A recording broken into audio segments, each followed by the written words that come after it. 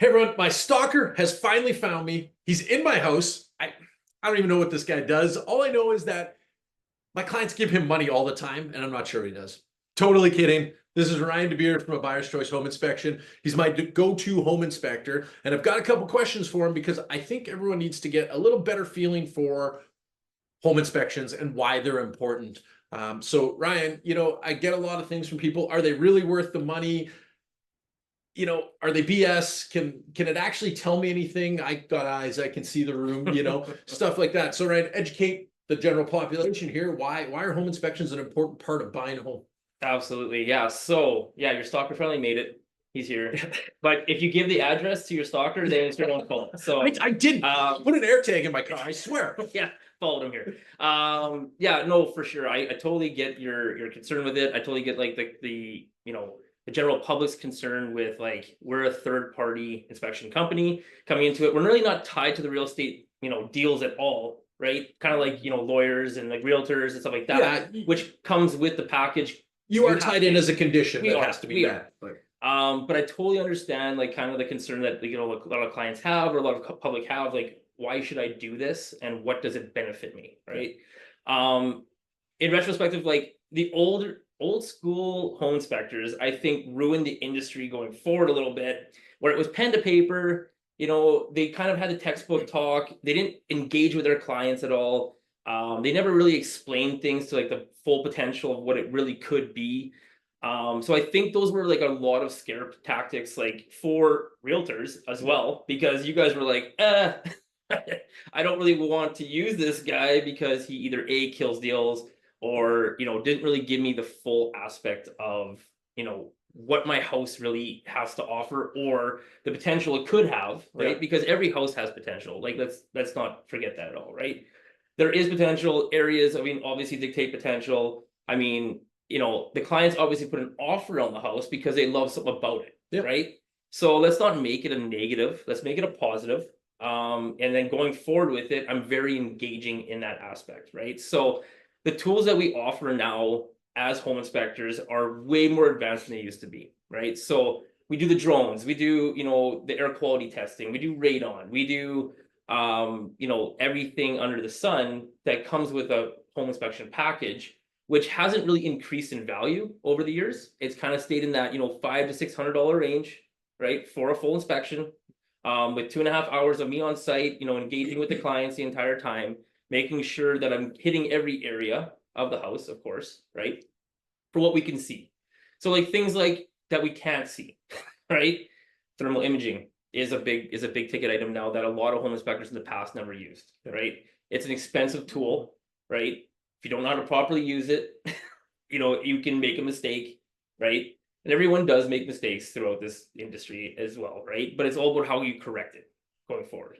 How you engage with your clients is a big, big thing, right? Yeah. So, starting off the talk outside, engaging with them, introducing yourself, kind of explaining the steps that follow a home inspection. I know that everyone gets like the email from me explaining like the roles of it, but again, sometimes reading and not actually having someone explaining it to you is two different things, right? So I really think that going forward, I really feel like it's a very important process in the home buying industry.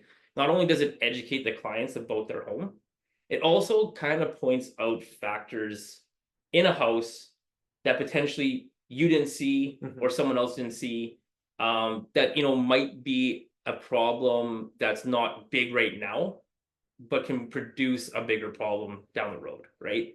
And if they're planning on being there 5, 10 years, even 20 years, depending on whatever they want to know. Yeah. And I feel like that little booklet that they get, it's a PDF file now, of course, not a booklet, but my reports are all 50 plus pages. I don't really stimp on anything. I don't just give them, here's the problem. I give them the fix, right? And I think if you have to read, you have to really read the report for what it's worth.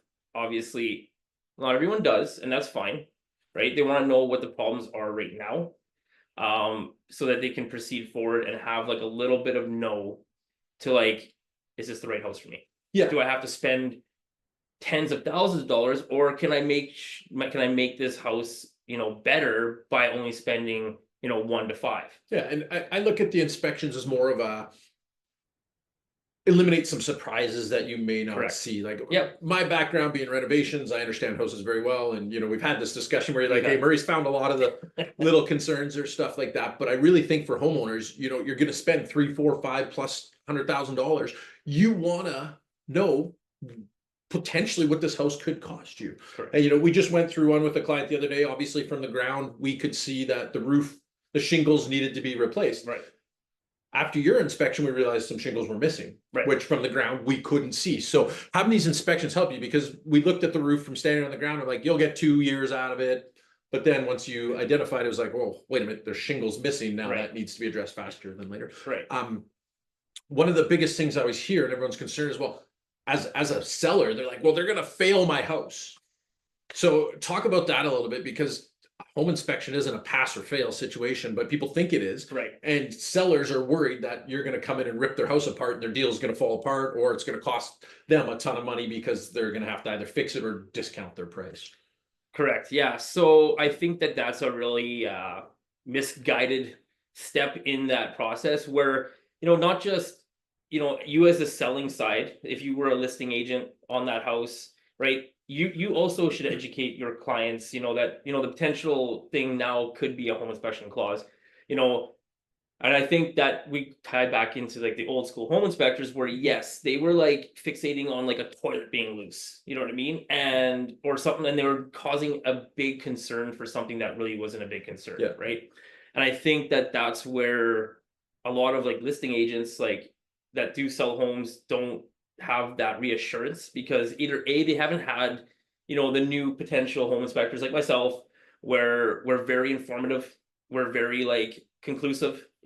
I do chat with both sides, through emails, right? So I do send out an email to the selling side as well, Yeah. of like what we really are doing in a house, right? What are we doing at your client's house, right?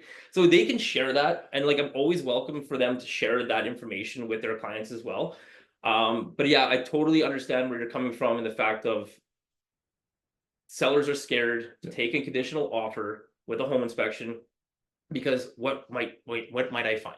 Yeah, Right? I mean, not all of them are scared, and some No, don't really care. exactly. They have nothing to hide, whatever. But, and I'm not saying people are trying to hide things, but I mean, at the end of the day, they're concerned that it's a pass or fail, and that you're Yeah, gonna and there is no end their pass or deal, fail. right? So there is no pass or fail in the home inspection industry. I mean, I think that was again a misguided term that was used by the older guys in the industry, because they were doing that. They were going fail, fail, fail, and actually on the checklist, if you look at the old school checklist, there was a pass, fail, or like Oh, not really? applicable, Okay. I right? didn't Like know it was that, yeah. like there was a checklist, and that's kind of where the industry started to fail a little bit on that side of things, where it was like they're just going to fail my house, just going to fail my house. I am not here to fail anyone's house. I'm here to go through it for the clients that are purchasing the house, to give them that reassurance that the house is in good shape. There isn't a lot of cost dollars going forward.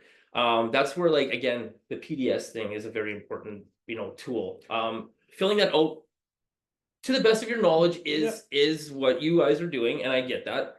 But like, if you do know a potential issue with your home, it's better to just disclose it up front. 100%. It's not. It's a reassurance for the buyers too. Like they're more able to look at it like in a positive aspect than a negative aspect. Because when I do find it, it now becomes more of a negative aspect, because now we have to talk about it. We have to make sure that they're okay with it.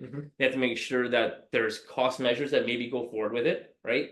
That potentially could be a bigger ticket item for the clients, which then does, sometimes negotiations do happen after that inspection and go, this is what we did find. Yeah. And a lot of times, even the owners of the home don't know that there's an issue, right? And then that's totally fine. And like sometimes I've had selling sites contact me after, go like, thank you for finding this issue. Yeah. I had no idea, and I'm gonna probably get it corrected, like so I can, either A, make the new buyers feel comfortable, or put it back on the market because they just were not aware of a concern, right? So I mean, like that's also a guided tool for listing agents too, to have like pre-inspections on homes, definitely do help a bit. Not as, I don't think that's as important, because a lot of time the feedback I've heard about it is that you hired that inspector. Oh, okay. So people feel like it's not going to be truthful, which I mean, all the liability falls on you. Mhm. So if it is a lie, you're liable for it and they can come after you, which can happen. Hopefully it doesn't happen, but Right. that's the case. So, but I do find other provinces, I know I believe in the Toronto market, they do pre-inspections a lot. They do, yeah.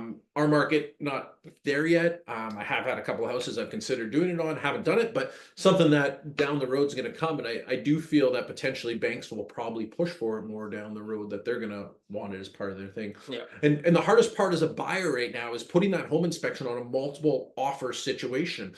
Chances are, if you're putting it on there, your offer is going to the bottom of the pile because they can get an unconditional offer, which is still to me crazy. I mean, at any time, I want the financing condition in there if I can get it. You know, I've had clients lose houses because of a financing condition, but it's best protection for the person purchasing that place. And same with a home inspection, it's protection for what you're about to do. Correct. If you're not satisfied with that home inspection, you can back out of the deal. The home inspection is not supposed to be used as a get out of free jail card by any stretch of imagination, and unfortunately that does happen, but it's there to protect you if you find something that you're not prepared to deal with. And I have had houses that have been backed out because people weren't prepared to deal with windows or stuff like that, you know. Hopefully your agent's taking you through the house and you're seeing everything that you can, and you know that, say, a furnace is old or the windows are older and that, and we don't need the inspector to tell us that. But I have had people back out on situations like that. But ultimately, Ryan, you know, when you're doing these inspections, anyone can do an inspection technically. What makes you the guy we want to call to do that inspection? Well, yeah, so that's a good question. So you're right. Anyone can do a home inspection. Dad can do a home inspection. Brother can do a home I inspection. could walk my dog through the house and say anyone in Manitoba as of right now can do a home inspection. Yep. What stands out for me is my 18 years of construction background. I am a licensed electrician, Red Seal. I've been doing that for, again, like the 18 years in that industry. But prior to that, I had, you know, I did framing, I did roofing, I did foundation pours. So I learned everything at a really young age of what I didn't want to go forward with Yep. for the rest of my life. So, you know, that really does help as a tool. That really does help as a tool for this industry, because really and truthfully, at the end of the day, there is a lot of textbook home inspectors where they've taken the course, they don't really have a lot of, you know, background knowledge in the home building industry, and that's totally fine. You know, I'm not knocking it. I'm just saying, going forward, I have a way easier transition into, you know, talking to clients in layman's terms. We're just, you know, we're not trying to talk textbook here. I'm not trying to tell you like, you know, this and this and this. I'm giving you like the step by step. First, here's the problem. Here's how I would correct it, or you should seek guidance, you know, from a professional in that industry going forward, right? I could pretty much almost always hit home on the area of concern during the process, just because of my background. Again, I also have the Carson Dunlop Home Inspectors course as well, which you do need, you know, to actually be a running business in Manitoba. Like a certified inspector, yeah. With the International Association, so we're internationally association. We're not just the CAPI. So CAPI is Canadian approved, which is perfect. International is international, so I can basically go anywhere in the world to inspect. I probably just have to go through their licensing program if they do have it. Some areas do have a licensing program, even in Canada. You know, West, they actually have to have certified licensed home inspectors to do any inspections there. Ontario's slowly implementing it. Yeah, Manitoba, even in regards to contractors, Manitoba's so far behind on that, because to be a general contractor, to be a home renovation contractor, you don't need a license. No, you just need you don't even, you could probably get away without even having a business number and evade your taxes. But anyways, I didn't say that. You know, really, you have a business number and you can be a contractor. So if you can pick up a paintbrush, you could say you're a painter. Like, it's a little bit different in Manitoba, and I think as time changes, you will probably see some of these things come into play, and hopefully they do, right? And I think for a home inspector, I do think it should be a licensed, properly licensed business. And I think we will see changes in the real estate industry on that in the near future. And I personally want that certified person in, knowing that they know, right? And like Ryan said, your grandpa could come in and do the inspection.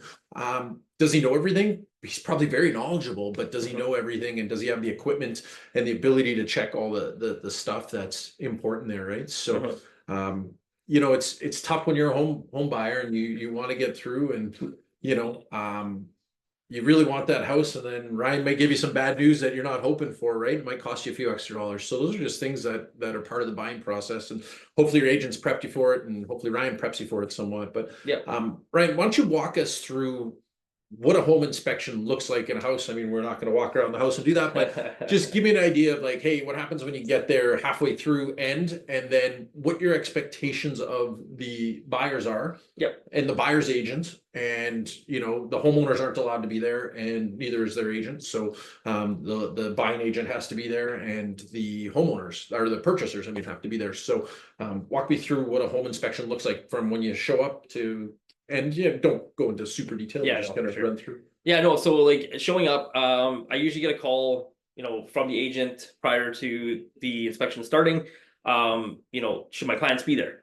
And I always say yes. So why wouldn't you want to be there? You want to learn about your house. You're paying me to like go through your home, educate you on your home. Again, I always say if you want to follow me. It's totally up to you. I like to save the question period towards the end. But let's just go back to the beginning. So we start on the front lawn, usually talk about the house. I usually introduce myself, give them my little bit of background in case they already didn't know that. And then I start off with a question period. And I just want to say, like, what are your, you know, red flags as of right now? What did you focus on during the walkthrough before you put an offer on the house? Do you have any concerns for me? You know, do you want me to focus on a certain area a little bit more than others because of, you know, a potential issue that you might have already, you know, presented itself to you? And then I kind of just go, you know, welcome into the house. Yeah. Enjoy your 2-hour tour of the home. Check the house in again and again. Exactly. And like, you know, like feel comfortable in it, right? Because potentially it could be yours, right? Yeah. Hopefully. That we don't find anything that's like too, you know, out of realm here to go forward with the deal. And then I usually start my process. So I always start on the outside. I work my way in. So I do like the roof, whether or not I can get on the roof or not. Or I use my drone. I do all the exterior work. So foundation on the exterior, grading and drainage. You know, how does the exterior structure look? Does it present any problems, you know, that potentially could be corrected, you know, in a cheaply easy manner? So that it prevents any type of water intrusion or pest intrusion or something like that. Then I come inside. As soon as I come inside, I like to go right down to the basement. That's the heart and soul of your house, right? Let's focus on the basement as much as we can. And then, you know, the rest of it's kind of just as you go. A lot of the rest of the house really is cosmetic work, in my opinion. Don't comment too heavily on cosmetic work. Yeah, cosmetic has nothing really to do with the home inspection or even the Nothing, buying. You can right? change all that. You can fix that. Unless It's the bonus. unless I'm seeing a massive like crack somewhere where it shouldn't be. But then that's not cosmetic. That's structural. Right. And But that's usually what you see on the main floor and the second floor. Yeah. So I do the main floor, then I work my way up to the second floor, and like in this case, you have a 2-story home, Yeah. right? So then I would work my way upstairs, and then right at the end of it, I always save the attic work to the end. No one likes going in attics. They're itchy, they're dark. So I do that right at the end. Yeah.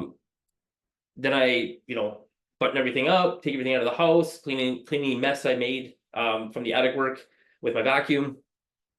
And I come join you guys. Then I just, you know, say like, how do you guys feel about the house? You guys get to tour it for 2 hours. Anything that you guys want to bring up right away, or do you want me just to get started with this the walkthrough? Now we do the walkthrough, okay?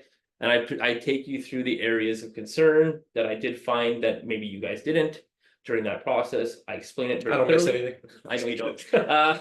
I explain it very thoroughly, you know, very knowledgeable. And then, you know, I always make sure before we move on to the next step, any questions, you know, concerns, because we want to make sure like this process for that home buyer is totally talked about, totally fulfilled.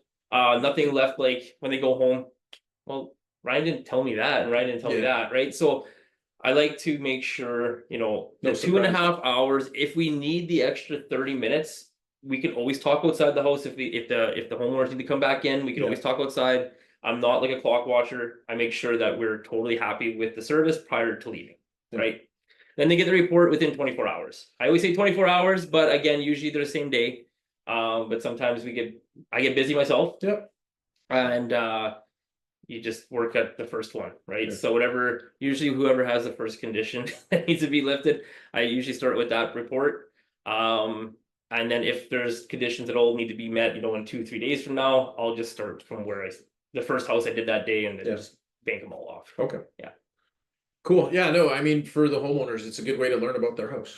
Absolutely. Yeah. And I do a good job while I'm walking through trying to educate them on whatever I can, but Yeah. I can't see everything. I don't go in the attic. I'm sure at showings, homeowners don't want us rummaging through their attic and stuff, but whatever I can see, I try to point out to the homeowners and educate them about it, right? Right. Example is in an older house, they still have the wood beams and the wood posts. Yep. If they're shimmed, what does that mean? And help educate them on what does that mean? Well, that means something's moved, right? And then it's showing them how to check around the footing to see if it's actually going, if there's been issues there. Or is it cracked, right? So there's lots of stuff like that, trying to educate clients. But I mean, we have half-hour block for showing most of the time, so it's not as good as being able to spend 3 hours in a home and really go through it. So what would you say the most common things you find in an inspection are? Like, that would be an issue, I guess. Yeah, right? no, for sure. So funny I am an electrician, so the first thing, like, a lot of issues I do find, depending on the age of the home, are electrical based. Certain houses have gone through many eras of the wiring phase, not just the wiring phase, but the building phases, right? So they've either had renovations done to them. But wiring seems to be one of those things that a lot of clients are very uneducated in. And some realtors as well, right? And that's totally fine. And I'm always happy to educate and always happy to present the problem and here's the fix for it, right? The biggest one I would say is electrical with knob and tube, in a certain era of time. That's a very costly fix. Going forward, it's time consuming. There's not a lot of companies that do take knob and tube wiring as their profession. There's only maybe a handful here in Winnipeg that actually are dedicated to knob and tube removal, where you need to use those guys, because trust me, I try to do it myself with a company in the past, and it's no, for sure. I think if you're doing stuff like that, get the specialist. Exactly. For sure. There's certain people that are professional in certain areas, even in the electrical field. There's certain electrical fields that are just better at that job than the others. Then we go into the ungrounded systems, right? Is that knob and tube? I get that question all the time. No, it's not. They came up with another wiring program just between the 3-wire grounded systems and that knob and tube, where they thought it was a fix. You still made it ungrounded. Don't really know what the fix was there, but they put the cable together, and that was the fix for insurance. So insurance wise, you're fine with an ungrounded system. There is fixes and corrections for it. You can always give me a shout. I can always be happy to educate you in those aspects. Then we went to aluminum. That's another one that's a lot of red flags for clients, where it's a cost that has to be done in the first 30 to 60 days of homeownership. If your insurance is making you do it. Correct. And most insurers now are saying yes. Pushing for it. But the nice thing about aluminum is you don't have to rewire your house. You just have to pigtail it off, which means they do the work in the actual junction box on the wall, attaching copper into the aluminum and then reattaching. So it's not as costly. Not as costly. It's still sometimes a cost that comes up during that process that clients are just like, I wasn't aware. And I don't have, anywhere between $1,500 and $3,000 to spend in the first 30 days of homeownership. I already hit my max, right? Or there was some other problems in the house that, presented itself that was another fix in a timely manner, right? That, snowballed and added to the list. And you're just saying that they hit their max, and in today's market a lot of people are hitting their max. They put all their savings into it to be able to buy a house and compete, and then they get this surprise. So that is why I stress these home inspections, because if you are at your max, you don't want to take something on that's going to cost you another 10 grand. You don't have it, and you might not be able to get it right away, right? So that's an important part of figuring this out, because a lot of people do get pushed to their max when they're competing right now, and that's a huge point. So there's that. And then the other thing that comes up a lot is foundation, right? Depending on the home, depending on the area, the era, and sometimes there's a crack that presents itself on the exterior of the house that they're like, we love the house, but like, is this crack bad? Right. So sometimes I can't always see everything. But usually I can dictate, some other structural issues that are going on in the house from the exterior wise, old stucco and stuff like that, where you get that spider web cracking, or you get those weird transitional cracks that shouldn't be there. Yeah. That usually dictate there's been some movement, maybe too much movement in that house at that time. And then the attic shows a lot too, right? The hard part with attic will show for sure. The hard part with movement is to know when it actually happened. It could have happened years ago. Correct. That house could have settled down. The one thing we need to keep in mind in Manitoba is that we're a giant swamp, and a lot of houses weren't built on piles back in the day. Correct. They were just on footings, allowing it to move. So that house could have settled and may be non-concerns. However, foundation cracks are something to be concerned of. And you have to pay attention to what type of crack it is. Horizontal cracks, not a great thing. Not good. Verticals usually are more of a concern of water getting into the seepage crack. Seepage. Seepage separation crack, cold pores, or something that happened back in the day.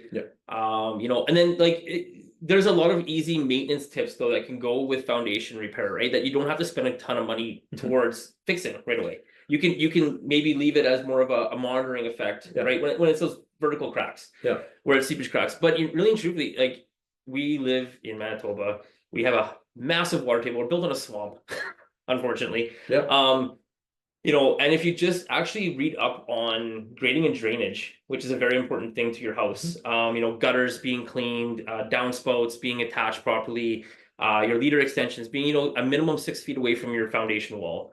And then obviously a positive grade, right? Almost every house I go to has either a flat neutral, like, grade, or negative. Right. Well, you have a very high risk of getting water seepage at that point. Foundations don't like a ton of water against them. They don't like that extra weight to them, right? Well, it's pushing, right? It's exactly it's the push basically effect. pushing on a hollow. Houses, unfortunately, really, like, they don't need to be sealed up the way we seal them nowadays, right? We've done so much extra corrective measures because we are built on a high water table, right? So they've done building codes that have like, okay, let's try to minimize the effects. So that someone down the road in 20, 30 years from now that didn't decide to do their grading, we shouldn't have an issue, right? And every home comes with maintenance. So if you're buying a home, it comes with maintenance. And that's one of the important ones, is keeping the water away from your foundation as much as possible. And it's not hard. It's just literally, you can use topsoil and just slope it away so that the water wants to run away, versus in, right? And there's lots of products that they sell for new houses that you can do, but they're not always able to be done after the fact without a significant amount of digging and stuff. Correct. So, yeah. But I mean, like, just maintaining a positive grade and having that water run away from your house, water should never shed down your foundation wall. It should shed away with a little bit of moisture. It's going to leak back through the. But there should only just be a little bit of moisture there, not a water table. Right. So those are all things to look for. Definitely. And this is why weeping tiles are there to help move exactly. There's a system built, but some older houses will have clay weeping tiles, and those have collapsed and just cause issues and stuff, and so it's just lots of these questions. And one of the things I always tell my clients is, if you're in and you have questions, you bought this house, you have questions, call me. If I don't know the answer, I will find someone who can get you the answer. So whether I use someone like Ryan, or I go to an engineer that I have a contact with, or my plumbers, or whoever I have contacts with, I will get you an answer. And I always encourage people to reach out, because for a lot of people, it may be their first home and they don't know. Correct. And that's what I want to be here for, is to make sure you understand and you can get everything you need to have that house and have it a successful process. I think that's where the home inspector industry needs to change a little bit in the fact of, like, let's educate and let's not destroy. Right. So I think education is a big tool nowadays. A lot of people need it. We're getting out of that era of like master of all, but more specialized stuff. Specialized trades or specialized trades, that I always refer specialized trades like where they need them, of course. So I think that's definitely a home hitter for sure. Just education. All right, I got one last question for you before we go. And I mean, whatever, no names here, no nothing, but have you had a client that after you did the home inspection and they weren't disappointed because it was bad, they were disappointed because you didn't find anything? Have you had a client like that, and what did you do? That's a good question. No, I personally, since I've been in this industry, I have not had like a negative, aspect to it. I have never had anybody be disappointed Okay. with the inspection process, whether it was a walkthrough or a full inspection. You know, that's kind of where I stand it out a little bit more, where I give a lot of client care, right? So I'm a huge client care basis guy, where it's like, if there's anything like you have any questions or concerns, even after the inspection, or you know, in 2 months from now or 3 months from now, call me. Like, I'm available for a phone call. I'm available for, you know, education going forward. That's kind of like why I don't have that, obviously, negativity towards the home inspection on my side of things.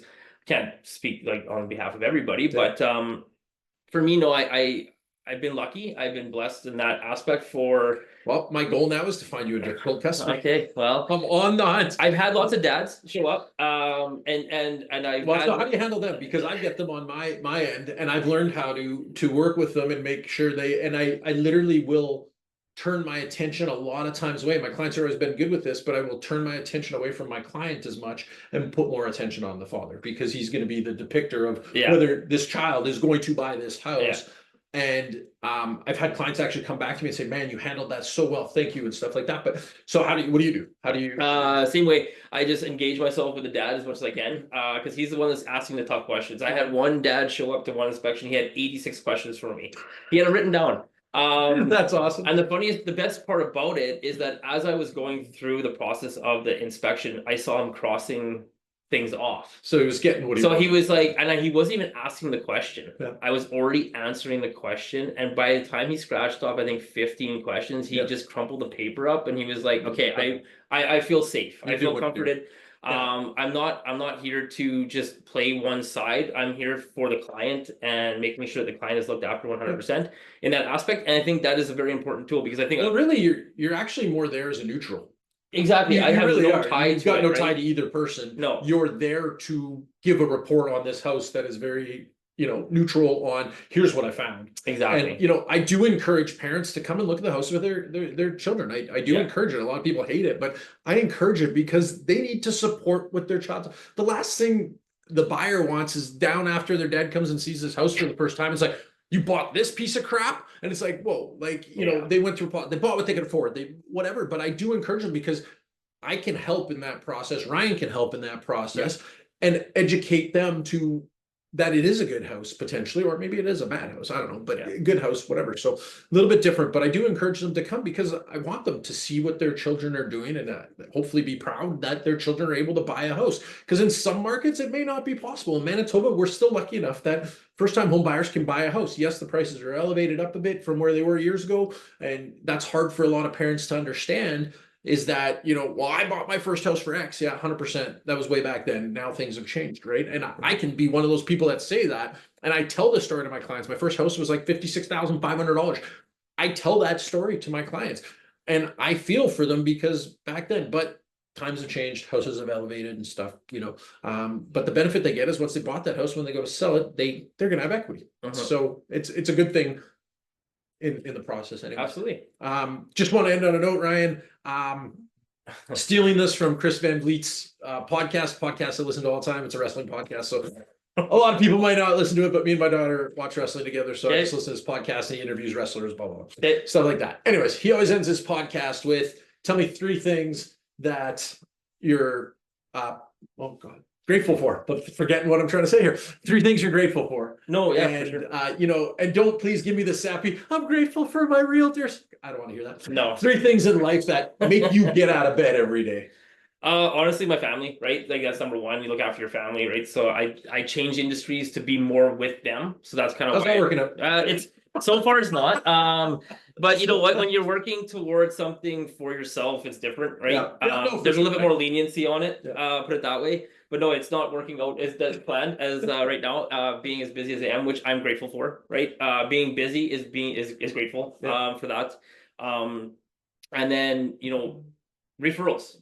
Referrals are coming through. Everyone's saying, like, look at Ryan's Google reviews, or just talk to him for 10-15 minutes on the phone and make your judgment. You don't have to choose him, even though it's a referral, right? And usually within that 15 minutes of a phone call, I have the client engaged, and they're like, yeah, okay, no reason why you got that referral, right? So that referrals are extremely grateful, process in this industry, because without referrals, trust me, I'm gonna be with my family more. Yeah. Right. So, Well, then number one will come that's the through. goal, but that's the goal, right? Yeah. The goal is to work hard now, and then enjoy it later down the road. Yeah. Right. Okay. So, Well, Ryan, I want to thank you for your time. Thanks for coming out, taking the time to do this. I know you're super busy, and these aren't always easy to do, and whatever. So, yeah. thank you for your time, everyone. Thank you for watching this, hopefully, and we'll see how that goes. But, anyways, I also have a channel, Realtor Talk, that will be firing back up very shortly here. So check that out on YouTube. And everyone, thank you for your time. Take care, and we'll talk soon.